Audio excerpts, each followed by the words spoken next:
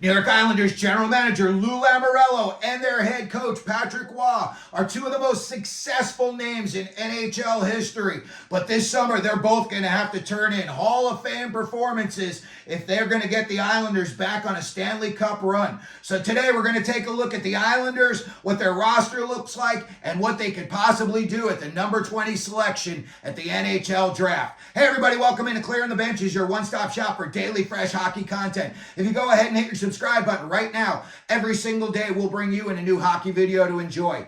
It has been 40 plus years since the New York Islanders have won a Stanley Cup. When you look at that team's history, basically they were a really good team between 1978 and 1984.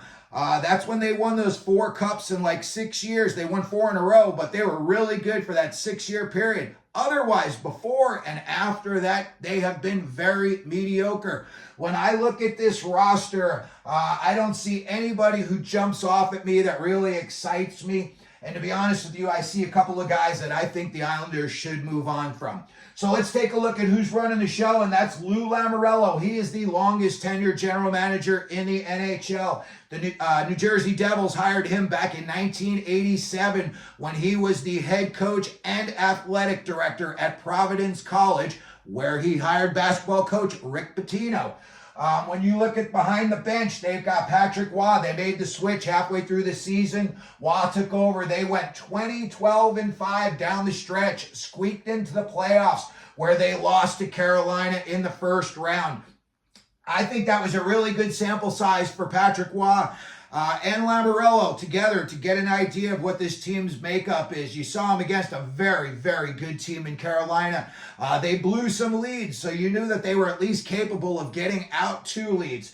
Again, so this team, Patrick Roy and Lamoriello, they're going to have to go over this roster big time to see who they're going to keep and who they're going to move on from. When we look at the number 20 selections in NHL history, the number 1 guy in the list is Michel Goulet. He had 1,152 NHL points. Larry Robinson, considered by many to be the greatest NHL defenseman ever, had 958 points.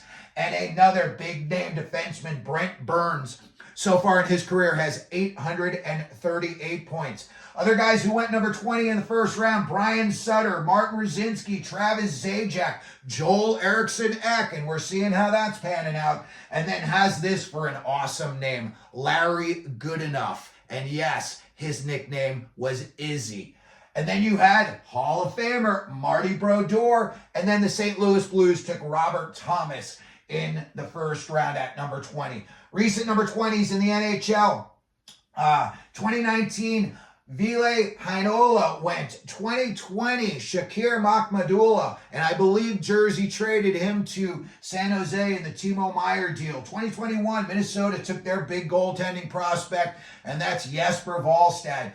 2022, Caps took Ivan Miroshnichenko. Hopefully, he's going to be playing this year with Ovechkin, get Ovechkin a little bit of a jump start on that goal chase. And then last year, the Seattle Kraken took Edward Chalet with the number 20 selection. Well, we look at the Islanders and what they've been up to in the first round recently. Not a whole lot. You know why? Because in 2019, they took Simon Holmstrom in the first round, and they have not had a first-round pick since. However, they did a pretty good job at mining out 2 guys that I think are going to be good players for the Islanders for years to come, and that's Danny Nelson and Atu Ratti.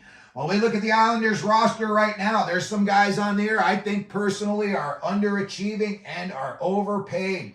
And we can start off with Matt Barzal in that category. $9 million all the way through 2029-30. Bo Horvat, $8.5 million. In my opinion, Horvat's a better player than Barzal is. Anders Lee, listen, I know you love the guy and he's done great things for the Islanders, but at $7 million a year for 2 more years, that's going to hamstring them at some point. Brock Nelson, 1 more year at $6 million. JG Pageau, 2 more years at $5 million. He does not do $5 million worth of work on the ice, that's for sure. Kyle Palmieri, the guy's a hustler, 1 year at $5 million. And then you got a head scratcher with the Pierre Engvall signing, $3 million all the way through 2029-30. Casey Zizekas, 3 years at $2.5 million still. Julian Gauthier, 1 year at $787,000. Hudson Fashing, 1 more year at $775,000.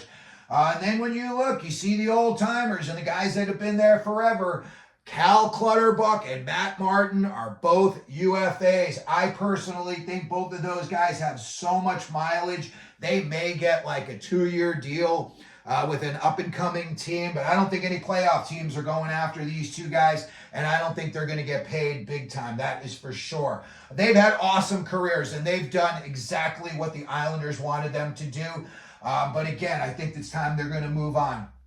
They've also got 4 RFAs, including Oliver Wahlstrom and Kyle McLean in that group. When we look at what they've got going on defense, again, guys getting paid big money for a long time. Ryan Pulock, who outside of Long Island knows who Ryan Pulock is, and he's making $6 million all the way through 2029-30. Adam Pellich, $5.7 million all the way through 2028-29.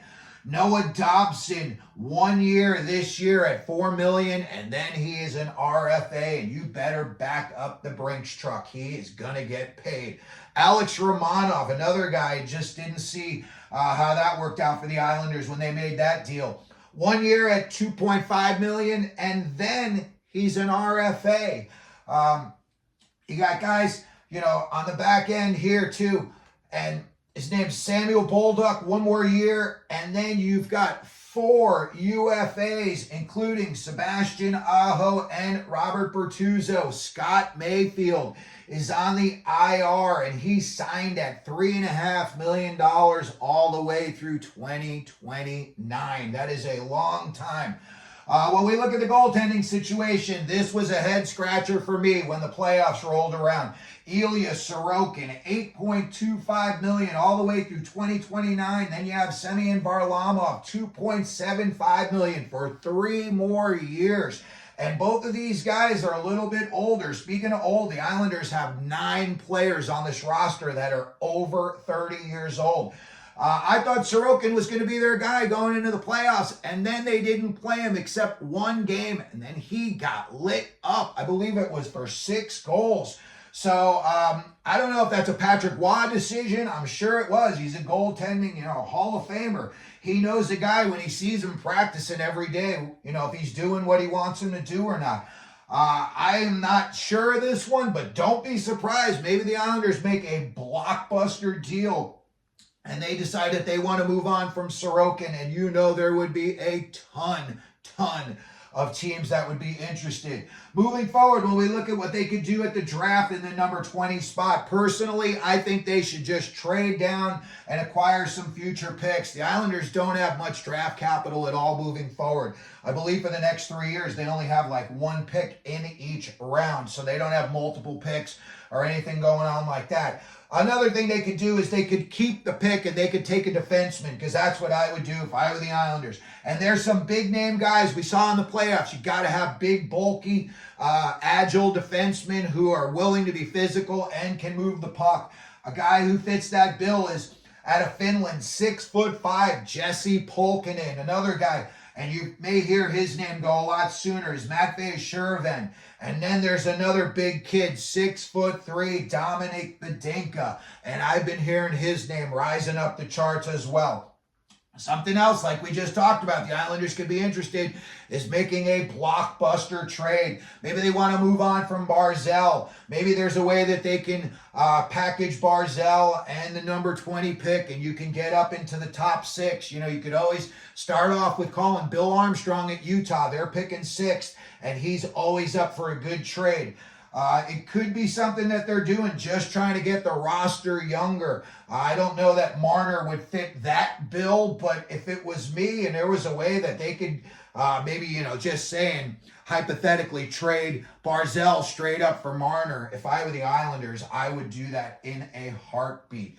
And again, they've just got to get this team younger. All these guys are over 30. You got a lot of guys locked up for a long time. There may not be a whole lot of maneuvering on this off season at all. The Islanders may just look at this team and say, hey, we're just going to fine tune it a little bit, but otherwise stand pat. And again, the Islanders just in the middle of the pack at number 20. It's not a desirable pick unless you're not in the first round. So that's going to do it for this episode. I just wanted to take a look at the Islanders, their roster, what they could possibly do with the number 20 pick, if maybe they're going to make a blockbuster deal leading up to the draft or at the draft. Let me know what you think down in the comment section. Let me know if you're an Islander fan. Who do you think they should pick? Who do you think they should trade? Who should they keep? Should they try to move up in the draft? Should they try to move down? If you could, please hit your like button. Don't forget to subscribe. And as we always do here at Clearing the Benches, let them know you're out there.